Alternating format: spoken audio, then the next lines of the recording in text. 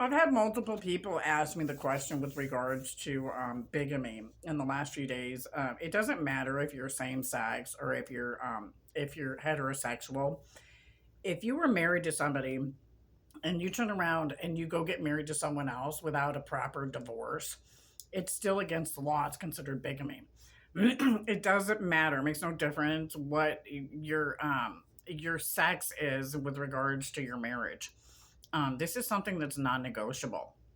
And you've got a lot of people out here thinking that because they're involved in same-sex marriages that they can just go hop around and be married to 15 different people and it's still against the law. So there's no confusion here. The reason I'm saying something about this is because you've got a lot of people that are same sex that are really bitter and angry at people like me who don't participate in that and are ministers. And it's not just they're not just targeting the ministers. Some of these guys are just targeting anybody that's heterosexual. And so I wanted to come and say something because I have people that ask me legitimate questions about these topics.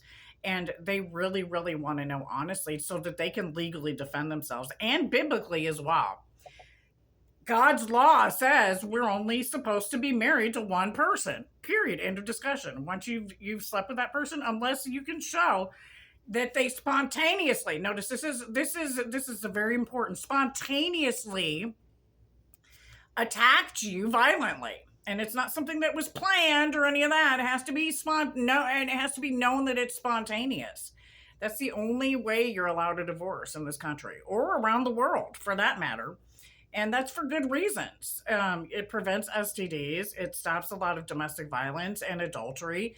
And when you use the law in order to stop these things, it also prevents a lot of other things that affect our communities. So lying and saying that STDs don't affect our community directly when our community winds up paying the bill through tax money is unrealistic and inappropriate.